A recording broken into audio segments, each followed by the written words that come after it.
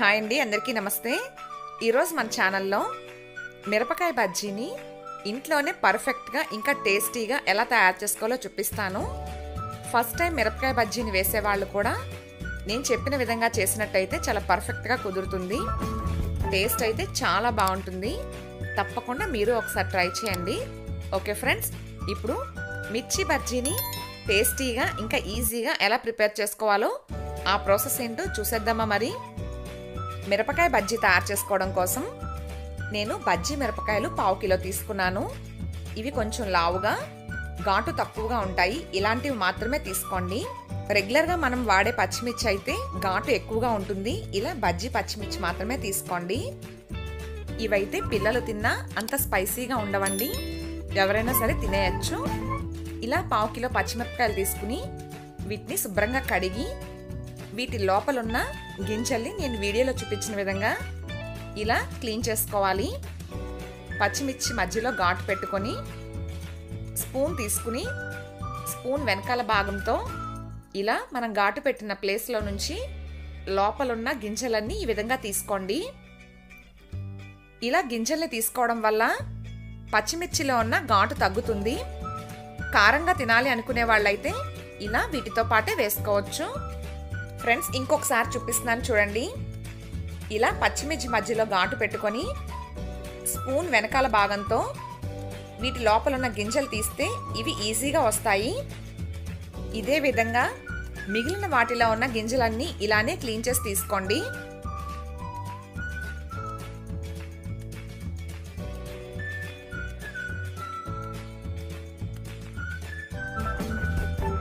ఇలా గింజల్ని క్లీన్ చేసేటప్పుడు ఇంకా లోపల ఏమైనా ఉన్నాయి అనుకుంటే ఈ విధంగా మీరు పచ్చిమిర్చిని ట్యాప్ చేస్తే లోపల ఉన్న గింజలు కూడా వచ్చేస్తాయి. ఇలా అన్నింటినీ క్లీన్ చేసుకున్నాం కదా. ఇందులో ఇప్పుడు మనం స్టఫింగ్ పెట్టుకోవాలి. ఆ స్టఫింగ్ పెట్టుకోవడం వల్లే మిర్చి బజ్జీకి టేస్ట్ వస్తుంది. స్టఫింగ్ తయారు చేసుకోవడం కోసం మిక్సీ జార్ తీసుకుని ఇందులో 1/2 కప్ వేయించిన పల్లీలు వేసుకోండి. అలాగే 1 టేబుల్ స్పూన్ వాము వేసుకోండి. ఇప్పుడు 1/4 స్పూన్ సాల్ట్ వేసుకుని కోర్స్గా గ్రైండ్ చేసి తీసుకోండి. మరి పౌడర్లా కాకుండా కొంచెం బరకగా ఉండాలి. ఇలా ఈ విధంగా ఇలా గ్రైండ్ చేసుకుంటే సరిపోతుంది. దీనిని ఒక బౌల్లోకి తీసుకోండి. ఇప్పుడు ముందుగా మనం క్లీన్ చేసి పెట్టుకున్న మిర్చి లోపల మనం తయారు చేసుకున్న స్టఫింగ్ని నేను వీడియోలో చూపించిన విధంగా ఇలా స్టఫ్ చేసుకోవాలి. ఈ స్టఫింగ్ పెట్టుకోవడం వల్ల మిర్చి బజ్జీ చాలా బాగుంటుంది. ఇదే విధంగా మిగిలిన వాటిని కూడా స్టఫ్ చేసి తీసుకోండి. ఇలా మనం మిరపకాయలలో చాలా రకాల స్టఫింగ్స్ని తయారు చేసుకోవచ్చు. అవి కూడా మీకు వచ్చే వీడియోస్లో అప్లోడ్ చేస్తాను. ఈ విధంగా అన్నింటినీ స్టఫ్ చేసుకున్నాం కదా. ఇప్పుడు బజ్జీలు వేసుకోవడం కోసం పిండి కలుపుకోవాలి. నేను 1/2 కిలో పచ్చిమిరపకాయలు తీసుకున్నాను. ఆ క్వాంటిటీకి ఇదంతా చెప్తున్నాను. ఒక మిక్సింగ్ బౌల్ తీసుకుని ఇందులో 2 కప్స్ శనగపిండి వేయండి. అలాగే మీరు ఏ కప్తో శనగపిండి తీసుకున్నారో అదే కప్తో 1/2 కప్ బియ్యపిండి వేసుకోండి. 2 కప్స్ శనగపిండికి 1/2 కప్ బియ్యపిండి అయితే కరెక్ట్గా సరిపోతుంది. ఇప్పుడు తగినంత సాల్ట్ వేయండి. అలాగే చిటికెడు బేకింగ్ సోడా వేసుకోవాలి. బేకింగ్ సోడా ఎక్కువ వేస్తే ఆయిల్ ఎక్కువ తీసుకుంటుందండి, తక్కువ అయితే బజ్జీలు పొంగవు, చూసి వేసుకోండి. ఇలా కలుపుకున్న తర్వాత ఇప్పుడు ఇందులో కొద్దిగా వాటర్ వేసుకుంటూ పిండిని కలుపుకోవాలి. వాటర్ ఒకేసారి వేయకుండా కొద్దిగా వాటర్ వేసుకుంటూ ఉండలు లేకుండా పిండిని బాగా కలుపుకోవాలి. వాటర్ ఎక్కువ అయినట్టయితే పిండి పలచబడిపోతుంది. అప్పుడు బజ్జీలన్నీ ఆయిల్ ఎక్కువ పీల్చుకుంటాయి. ఈ బజ్జీల పిండి మరీ పలచగా కాకుండా అలా అని గట్టిగా కాకుండా ఈ కన్సిస్టెన్సీలో ఉండాలి. చూడండి, ఇలా మీరు చేత్తో తీసినప్పుడు పిండి ఈ విధంగా ఉండాలి. ఇలా ఉంటే బజ్జీలు పర్ఫెక్ట్గా వస్తాయి. ఇప్పుడు బజ్జీలు వేసుకోవడం కోసం పిండి రెడీగా ఉంది. ఫ్రెండ్స్, ఇప్పుడు నేను మీకు చిన్న టిప్ చెప్తానండి. ఎవరైనా సరే ఇలా కలుపుకున్న గిన్నెలో నుంచే పిండిని తీసుకుని బజ్జీలు వేసుకుంటారు.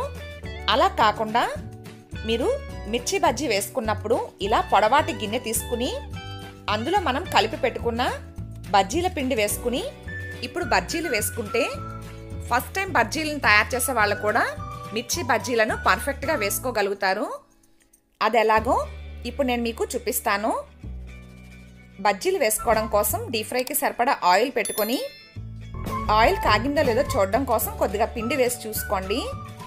ఇలా మనకి పిండి పైకి తేలింది అంటే ఆయిల్ కాగినట్టే. మనం కలిపి పెట్టుకున్న బజ్జీల పిండిలో ముందుగా స్టఫ్ చేసి పెట్టుకున్న మిరపకాయని డిప్ చేసుకుని ఈ విధంగా పైకి తీసి ఇప్పుడు ఆయిల్లో వదలండి. ఈ విధంగా చేసినట్టయితే బజ్జీలు ఫస్ట్ టైం వేసేవాళ్ళు కూడా ఈజీగా వేసుకోగలుగుతారు. ఎందుకంటే ఇలా మనం పొడవాటి గిన్నెలో పిండి వేసుకోవడం వల్ల మిరపకాయని డిప్ చేసినప్పుడు మిరపకాయ నుంచి పిండి జారిపోకుండా ఆయిల్లో వేసినా పర్ఫెక్ట్గా వస్తుంది. ఇలా ఆయిల్లో సరిపడినన్ని బజ్జీలు వేసుకుని వీటిని గోల్డెన్ కలర్ వచ్చేంత వరకు వేయించుకోవాలి. ఇలా ఇవి బాగా వేగిన తర్వాత ఇప్పుడు స్ట్రైనర్తో బయటకు తీసుకుని ఒక ప్లేట్లో వేసుకోండి. ఇదే విధంగా మిగిలిన బజ్జీలన్నీ వేసుకోవాలి. ఇంకొకసారి నేను మీకు మళ్ళీ వేసి చూపిస్తున్నాను చూడండి. ఇలా మనం స్టఫ్ చేసుకున్న మిరపకాయని పిండిలో డిప్ చేసుకుని ఈ విధంగా ఆయిల్లో వదలాలి. మిరపకాయ బజ్జీ వేయడం చాలా ఈజీ అండి. ఎవరైనా సరే ఇలా చేసినట్టయితే పర్ఫెక్ట్గా కుదురుతుంది. ఇలా అన్నింటినీ వేయించుకుని ప్లేట్లోకి తీసుకోండి. ఇప్పుడు మిర్చి బజ్జీ రెడీ అయిపోయింది కదా, సర్వింగ్ ప్లేట్లోకి తీసుకుని సర్వ్ చేసుకోవడమే. ఫ్రెండ్స్ చూడండి, చాలా పర్ఫెక్ట్గా మిరపకాయ బజ్జీ ఏ విధంగా వచ్చిందో. ఫ్రెండ్స్ ఇప్పుడు నేను మీకు ఈ బజ్జీని కట్ చేసి చూపిస్తున్నాను చూడండి. ఇందులో మనం పెట్టిన స్టఫింగ్ వల్లే ఈ బజ్జీకి టేస్ట్ అనేది వస్తుంది. ఇలా తయారు చేసిన ఈ మిరపకాయ బజ్జీని మీరు ఒకసారి టేస్ట్ చేస్తే మళ్ళీ మళ్ళీ ఇలానే చేసుకుంటారు. టేస్ట్ అంత బాగుంటుంది. ఫ్రెండ్స్ చూసారు కదా, మిరపకాయ బజ్జీని ఇక బయట కొనే పని లేకుండా ఇంట్లోనే పర్ఫెక్ట్గా ఎలా తయారు చేసుకోవాలి. బండి మీద దొరికే చల్ల పునుకులు హెల్దీగా మనం ఇంట్లోనే ఎలా ప్రిపేర్ చేసుకోవాలో చూపిస్తాను. ఈ పునుగులు వేసుకోవడం కోసం మైదా పిండి వాడకుండా గోధుమ పిండితో తయారు చేస్తున్నాను. ఇవి మైదాతో చేసిన వాటికంటే కూడా చాలా బాగుంటాయి. ఆయిల్ కూడా చాలా తక్కువ తీసుకుంటాయి చూడండి. అంతేకాకుండా చాలా గుల్లగా ఉంటాయి. మనం మైదాతో వేసినప్పుడు ఎలా వస్తాయో ఇప్పుడు నేను చూపించే ఈ పునుగులు అంతకన్నా బాగా వస్తాయి. మీరు మాత్రం వీడియోని స్కిప్ చేయకుండా చూడండి. నేను చెప్పే చిన్న చిన్న టిప్స్ని మీరు ఫాలో అయినట్టయితే పునుగులు చాలా పర్ఫెక్ట్గా వస్తాయి. ఓకే ఫ్రెండ్స్, ఇప్పుడు రెసిపీ స్టార్ట్ చేసేద్దాం. గోధుమ పిండితో చల్ల పునుగులు వేసుకోవడం కోసం ముందుగా పిండి కలుపుకోవాలి. ఒక మిక్సింగ్ బౌల్ తీసుకుని ఇందులో 2 కప్పుల గోధుమ పిండి వేసుకోండి. ఇప్పుడు ఇందులో టేస్ట్కి తగినంత సాల్ట్ వేసుకుని ఒకసారి పిండిని బాగా కలపండి. ఇలా కలుపుకుని ఇప్పుడు 3/4 కప్ పెరుగు వేసుకోండి. మనం ఏ కప్తో గోధుమ పిండి తీసుకున్నామో అదే కప్తో 3/4 కప్ వేసుకోండి. పెరుగు వేసిన తర్వాత పిండిలో కలిసేలా బాగా కలుపుకోవాలి. ఇలా కలిపి కొద్దిగా వాటర్ వేసుకుంటూ పిండిని గట్టిగా కలుపుకోండి. వాటర్ని ఎక్కువగా వేయొద్దు. పిండి కలిపే ప్రాసెస్ నేను మీకు కొంచెం ఎక్కువసేపు చూపిస్తున్నాను. పిండి బాగా కలిపితేనే పునుగులు పర్ఫెక్ట్గా వస్తాయి. మీరు ఇలా పిండిని కొద్దిగా వాటర్ వేసుకుంటూ 5 మినిట్స్ పాటు బాగా కలపండి. ఇలా కలిపిన తర్వాత ఇప్పుడు మనం ఏ కప్తో పిండి తీసుకున్నామో అదే కప్తో ఇంకొక 1/4 కప్ పెరుగు వేసుకోండి. పెరుగు మొత్తం ఒకేసారి వేయకూడదు. ఇలా 2 బ్యాచెస్గా వేసుకోవాలి. పెరుగు వేసిన తర్వాత నేను వీడియోలో చూపించిన విధంగా పిండిని చేత్తో గట్టిగా ప్రెస్ చేస్తూ ఇంకొక 5 మినిట్స్ పాటు బాగా కలుపుకోవాలి. మనం గట్టిగా కలిపిన పిండి ఇలా కలపడం వల్ల ఎక్కడ ఉండలు లేకుండా చాలా ఫ్లఫీగా ఉంటుంది చూడండి. చాలామంది పిండి కలిపేటప్పుడే బేకింగ్ సోడా వేసుకుంటారు. అలా చేసినట్టయితే ఆయిల్ పీల్చేస్తుంది. ఇలా బాగా కలిపిన తర్వాత ఇప్పుడు మూత పెట్టి అరగంట పాటు పక్కన పెట్టండి. అరగంట తర్వాత చూద్దాం. అరగంట అయితే అయిపోయింది. పిండి చూడండి ఎంత సాఫ్ట్గా ఉందో. ఈ విధంగా ఉండాలి. ఇప్పుడు ఇందులో 1 టేబుల్ స్పూన్ జీలకర్ర వేసుకోండి. అలాగే 1/4 స్పూన్ బేకింగ్ సోడా వేసుకోండి. బేకింగ్ సోడా పిండి ముందు కలిపేటప్పుడు వేసుకోకూడదు. పునుగులు మనం ఎప్పుడు వేసుకుంటామో అప్పుడు మాత్రమే బేకింగ్ సోడా వేసుకుని కలుపుకోవాలి. ఇలా చేయడం వల్ల ఆయిల్ తక్కువ తీసుకుంటుంది. మనం ముందు పిండిని ఎలా కలుపుకున్నామో చేత్తో గట్టిగా ప్రెస్ చేస్తూ ఈ విధంగా ఇంకొక 5 మినిట్స్ పాటు కలపండి. ఇలా కలిపితే పిండి సాఫ్ట్గా ఉంటుంది. ఇలా పిండి బాగా కలుపుకున్నాం కదా, ఇప్పుడు పునుగులు వేసుకోవడం కోసం స్టవ్ ఆన్ చేసుకుని ఆయిల్ పెట్టండి. ఆయిల్ బాగా హీట్ అయిన తర్వాత మనం ముందుగా కలిపి పెట్టుకున్న పిండిని ఇలా చిన్న చిన్నగా పునుగుల్లా వేసుకోవడమే. పిండి చూడండి ఈ కన్సిస్టెన్సీలో ఉండాలి. వేసిన వెంటనే జారే విధంగా కాకుండా కొంచెం గట్టిగా కలుపుకోవాలి. ఇలా ఉంటే ఆయిల్ పీల్చకుండా చాలా గుల్లగా ఉంటాయి. ఇలా ఆయిల్కి సరిపడినన్ని వేసుకుని ఇప్పుడు ఇవి కాస్త వేగిన తర్వాత గరిటతో ఈ విధంగా కలపండి. రౌండ్గా ఉండడం వల్ల ఒకవైపు వేగుతాయి, రెండో వైపు సరిగా వేగవండి. మీరు ఇలా కలిపితే అన్ని వైపులా కూడా ఒకేలా వేగుతాయి. ఈ విధంగా బాగా కలుపుకుని రెండు వైపులా వేయించుకుని ఇవి వేగిన తర్వాత ఆయిల్లోంచి ఒక స్ట్రైనర్ తీసి బయటికి తీసుకోండి. ఇప్పుడు ఆయిల్ అంతా వాడిన తర్వాత ఒక ప్లేట్లోకి తీసుకుని సర్వ్ చేసుకోవడమే. ఫ్రెండ్స్ చూసారు కదా, ఇదే మాదిరిగా పిండి మొత్తం పునుగులు వేసుకోండి. పునుగులు పర్ఫెక్ట్గా రావడం కోసం నేను చెప్పే కొలతల్ని ఫాలో అవ్వండి. అంతేకాకుండా పిండి కలిపే ప్రాసెస్ కూడా మీరు పర్ఫెక్ట్గా చేసుకోవాలి. అందుకే నేను పిండి కలపడం కొంచెం ఎక్కువ టైం చూపించాను.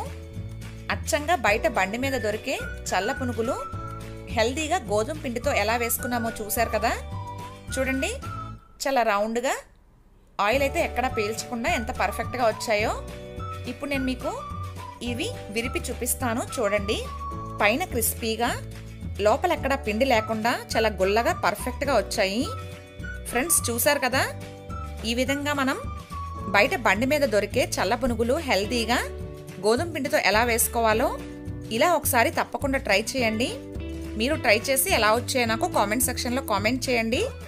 బయట బండి మీద అమ్మే టమాటో బజ్జీ మన ఇంట్లోనే ఈజీగా ఎలా తయారు చేసుకోవాలో నేను మీకు చూపిస్తానండి. చూడండి, టేస్ట్ అయితే బయట కొన్న దానిలానే ఉంటుంది. ఓకే ఫ్రెండ్స్, రెసిపీ స్టార్ట్ చేసేద్దాం. టమాటో బజ్జీ తయారు చేయడానికి మీడియం సైజ్ టమాటోస్ తీసుకోండి. బాగా పెద్దవి కాకుండా మరీ చిన్నవి కాకుండా మీడియం సైజులో ఉన్నవి చూసుకుని శుభ్రంగా కడిగి తీసుకోండి. ఇప్పుడు పిండి కలుపుకోవాలి. దానికోసం ఒక మిక్సింగ్ బౌల్ తీసుకోండి. నేను టమాటోస్ని 1 కిలో తీసుకున్నానండి. కిలో టమాటోస్కే నేను కొలత చెప్తున్నాను. 1 కిలో టమాటోస్కి 2 కప్స్ శనగపిండి కరెక్ట్గా సరిపోతుంది. అలాగే ఇందులో 1/4 కప్ బియ్యం పిండి వేసుకోండి. తర్వాత తగినంత సాల్ట్ వేసుకుని ఇవన్నీ కూడా కలిసేలా బాగా కలుపుకోండి. ఇందులో మనం బియ్యం పిండి వేయడం వల్ల బజ్జీ క్రిస్పీగా ఉంటుంది. అలాగే ఆయిల్ కూడా తక్కువ తీసుకుంటుందండి. ఇలా పిండి మొత్తం కలుపుకున్న తర్వాత కొద్ది కొద్దిగా వాటర్ యాడ్ చేసుకుంటూ పిండిని కలుపుకోవాలి. మనం బజ్జీలకి కలుపుకుంటాం కదా, ఆ విధంగా పిండి కలుపుకోవాలండి. మరీ పల్చగా కాకుండా అలా అని థిక్గా కాకుండా కలుపుకోవాలి. చూడండి, ఈ కన్సిస్టెన్సీ ఉండాలి. ఇలా పిండి కలుపుకున్న తర్వాత ఇందులో 1/4 స్పూన్ బేకింగ్ సోడా వేయండి. బేకింగ్ సోడా ఎక్కువగా వేయకూడదు. అలాగే బజ్జీ వేసే ముందు మాత్రమే బేకింగ్ సోడా కలుపుకోవాలి, లేదంటే ఆయిల్ ఎక్కువగా తీసుకుంటుంది. పిండి కలుపుకొని పక్కన పెట్టండి. ఇప్పుడు డీప్ ఫ్రైకి సరిపడా ఆయిల్ పెట్టుకొని ఆయిల్ని బాగా వేడి చేసుకోవాలి. ఆయిల్ అయితే బాగా వేడిగా ఉందండి. ఇప్పుడు మనం కలిపి పెట్టుకున్న పిండిలో టమాటోని నేను చూపించిన విధంగా ఇలా డిప్ చేసి ఈ విధంగా ఆయిల్లో వేసుకోవాలి. ఇలా చేత్తో వేయడం రాని వాళ్ళకి నేను ఇంకొక మెథడ్ కూడా చూపించానండి. వీడియోని స్కిప్ చేయకుండా చూడండి, చూస్తే మీకు పూర్తిగా అర్థమవుతుంది. ఈ విధంగా టమాటోస్ని పిండిలో డిప్ చేసుకుని ఆయిల్లో వేసుకోవాలి. చూడండి, ఇలా ఆయిల్లో వేసిన తర్వాత గరిటెతో ఈ టమాటోస్ పైన ఇలా ఆయిల్ వేసుకోవాలి. అలా చేయడం వల్ల దీనిపైన ఉన్న పిండి పక్కకి జరగకుండా ఉంటుందండి. ఈ విధంగా బజ్జీలన్నీ వేసుకుని బాగా వేయించుకోవాలి. చూడండి, ఇలా ఆయిల్ని బజ్జీ పైన వేయడం వల్ల పిండి పక్కకి జరగకుండా బజ్జీలు అందంగా వస్తాయి. అన్నీ వేసుకుని గోల్డెన్ కలర్ వచ్చేంత వరకు వేయించుకోండి. ఇలా వేయించుకున్న తర్వాత ఒక ప్లేట్లోకి తీసుకుని పక్కన పెట్టండి. ఇలా అన్నీ వేయించుకుని ప్లేట్లోకి తీసుకోండి. ఇప్పుడు నేను మీకు సెకండ్ మెథడ్ చూపిస్తానండి. చేత్తో వేయడం రాని వాళ్ళు ఇలా స్పూన్తో కూడా వేసుకోవచ్చు. చూడండి, టమాటోస్ని పిండిలో వేసుకుని ఇలా స్పూన్తో జాగ్రత్తగా ఆయిల్లో వదలాలి. ఫ్రెండ్స్, ఈ వీడియో మీకు నచ్చితే లైక్ చేయండి. అలాగే మీ ఫ్రెండ్స్కి, ఫ్యామిలీ మెంబర్స్కి షేర్ చేయండి. నా ఛానల్ని ఎవరైనా మొదటిసారి చూస్తే సబ్స్క్రైబ్ చేయండి. పక్కనున్న బెల్ ఐకాన్ క్లిక్ చేయడం మర్చిపోవద్దు. నేను పెట్టే డైలీ అప్డేట్స్ మీకు నోటిఫికేషన్ వస్తుంది. ఇలా అన్నీ వేసుకుని చల్లారనివ్వండి. చల్లారిన తర్వాత ఇప్పుడు టమాటో మిక్సర్ని తయారు చేసుకుందాం. దానికోసం బజ్జీలను ఈ విధంగా కట్ చేసుకోవాలి. చూడండి, ఇలా బజ్జీలను కట్ చేసుకున్న తర్వాత మధ్యలో ఉన్న టమాటోని తీసేయాలి. ఇలా ఈ విధంగా తీసుకుని పక్కన పెట్టండి. ఇప్పుడు నేను మీకు మళ్ళీ చూపిస్తాను. చూడండి, మనం తయారు చేసుకున్న టమాటో బజ్జీని ఈ విధంగా కట్ చేసుకుని ఇలా మధ్యలో ఉన్న టమాటోని తీసేయాలి.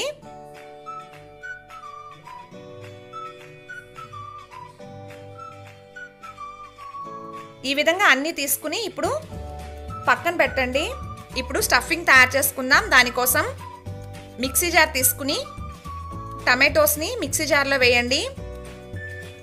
వీటిని కాస్త బరకగా గ్రైండ్ చేసి తీసుకోండి. మరీ పేస్ట్లా చేయనవసరం లేదు, కొద్దిగా గ్రైండ్ చేస్తే సరిపోతుంది. లేదంటే మనం చేతితో కలుపుకున్నా సరిపోతుందండి. నేను ఎక్కువ క్వాంటిటీలో తీసుకున్నాను కనుక ఇలా మిక్సీ జార్లో వేసుకుని కాస్త బరకగా గ్రైండ్ చేసి తీసుకున్నాను. ఇలా తయారు చేసిన ఈ మిశ్రమాన్ని మిక్సర్ కలుపుకోవడం కోసం ఒక పెద్ద గిన్నె తీసుకుని అందులో వేసుకోండి. ఇలా అంతా కూడా గ్రైండ్ చేసి తీసుకుని ఇప్పుడు ఇందులో తగినంత సాల్ట్ వేయండి. తర్వాత 2 స్పూన్స్ కారం వేసుకోండి. అలాగే 1 టేబుల్ స్పూన్ చాట్ మసాలా వేయండి. చాట్ మసాలా వేసుకుంటే ఫ్లేవర్ చాలా బాగుంటుంది. ఇలా చాట్ మసాలా వేసుకున్న తర్వాత ఇవన్నీ కూడా బాగా కలుపుకోవాలి. టమాటాలను ముందుగా మనం గ్రైండ్ చేసుకున్నాం కదా, ఇలా కలపడానికి ఈజీ అవుతుంది. ఇలా ఇవన్నీ కలిసిన తర్వాత ఇప్పుడు ఇందులో కట్ చేసిన ఆనియన్స్ వేసుకోండి. 3 మీడియం సైజ్ ఆనియన్స్ తీసుకుని చిన్న చిన్న ముక్కలుగా కట్ చేసి వేసుకోవాలి. ఇప్పుడు 1 కప్ వేయించిన పల్లీలు వేసుకోండి.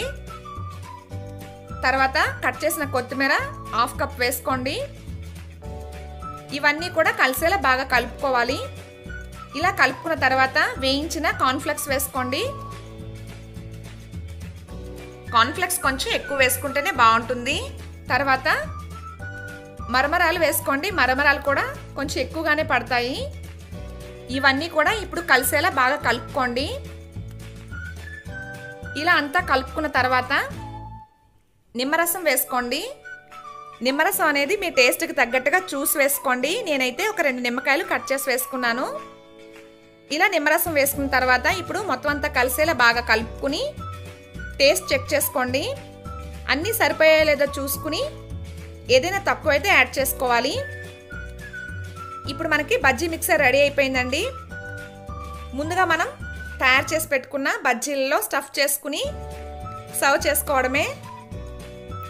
ఫ్రెండ్స్, చూసారుగా, ఈ విధంగా బండి మీద దొరికే టమాటో బజ్జీ మనం ఇంట్లోనే ఈజీగా ఇలా తయారు చేసుకోవచ్చు. ఈ లాక్డౌన్ టైంలో ఈవినింగ్ స్నాక్లా ఒకసారి నేను చెప్పిన ఈ టమాటో బజ్జీని మీరు తయారు చేయండి. టేస్ట్ అయితే మీకు మీ పిల్లలకి తప్పకుండా నచ్చుతుంది. ఇలా అన్నీ స్టఫ్ చేసుకుని సర్వింగ్ ప్లేట్లోకి తీసుకుని పైన గార్నిష్ కోసం కొద్దిగా ఆనియన్స్ వేసుకుని సర్వ్ చేసుకోండి. ఫ్రెండ్స్, ఈ రెసిపీని మీరు ఒకసారి టేస్ట్ చేస్తే ఇంకెప్పుడు బయట కొనారండి, ఇంట్లోనే ఇలా తయారు చేసుకుంటారు. టేస్ట్ అయితే అంత బాగుంటుంది. ఇలా నేను చెప్పిన విధంగా ఈ రెసిపీని మీరు తయారు చేసి ఎలా వచ్చిందో నాకు కామెంట్ సెక్షన్లో కామెంట్ చేయండి. Thanks for watching. Please like, share, comment and subscribe to my channel.